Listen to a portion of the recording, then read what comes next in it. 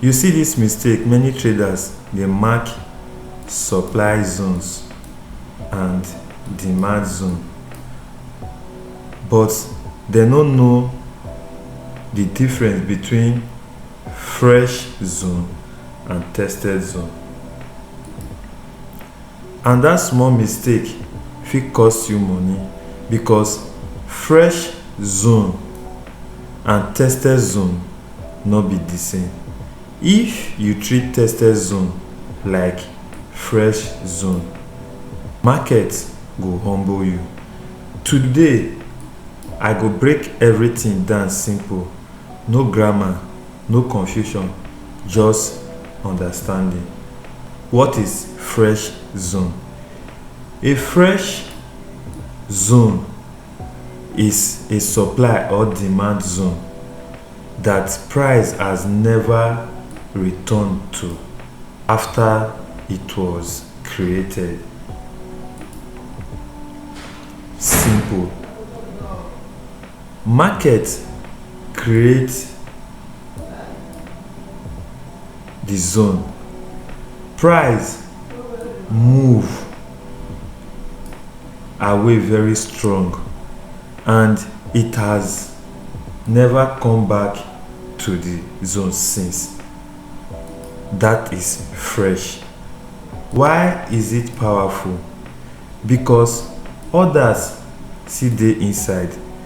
Liquidity still untouched here. Big players never collect everything. Think of it like this. If a bakery just bake a bread, now that bread is fresh, nobody don touch am. Same thing with fresh zone. Now, how to identify a fresh zone? 1. Strong move away, clear structure and trend line break. Price never revisited that area. If price never come back touch the zone since created, na fresh zone. Fresh zones get higher probability to push price higher. What is a tested zone? Now this one dey important. A tested zone na supply or demand zone when price don react from before. That means some orders don reduce, liquidity don dey consume, strength don reduce small.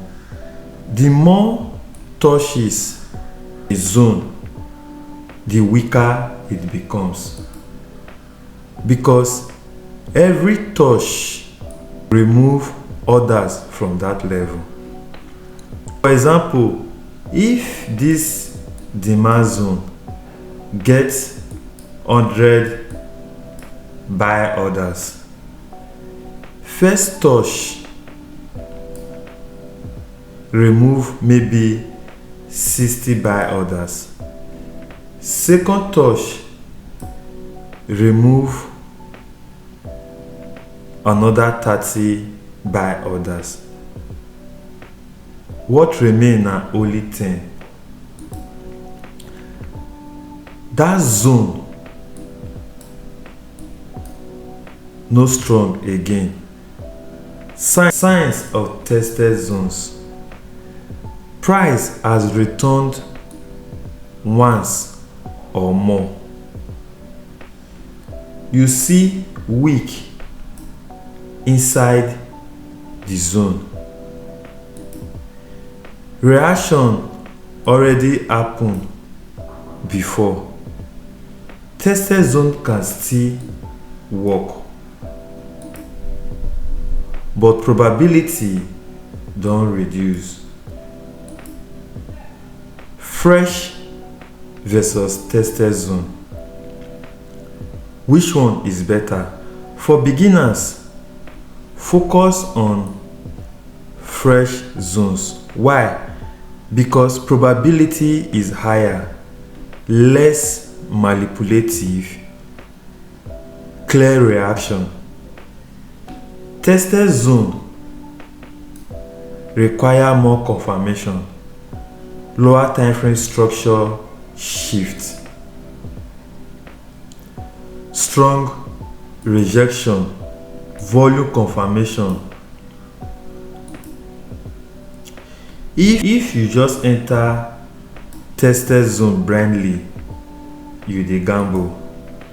Now listen carefully. Sometimes a tested zone can still be valid if higher time frame trend is still strong, it aligns with market structure, liquidity sweep happen before the entry,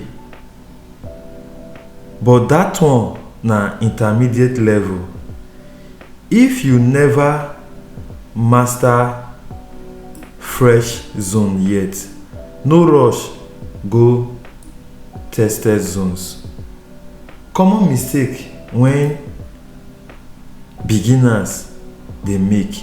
Mistake number 1: marking old zones from 3 weeks ago that price don tap 4 times.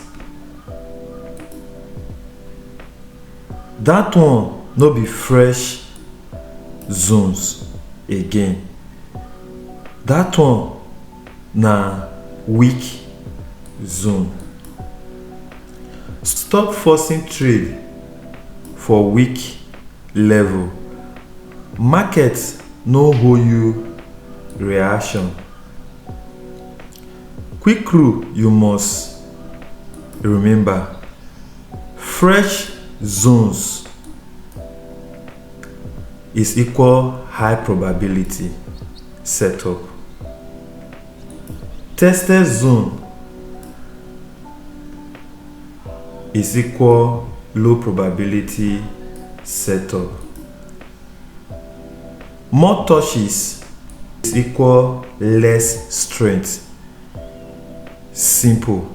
So next time you mark supply or demand zones, ask yourself, is this zone fresh, or has price already tested it? That small question fit change your win rate. If this video makes sense, like the video, drop comment fresh, and subscribe for more supply and demand breakdown. Full PDF guide available in description if you want structured learning. See you in the next video.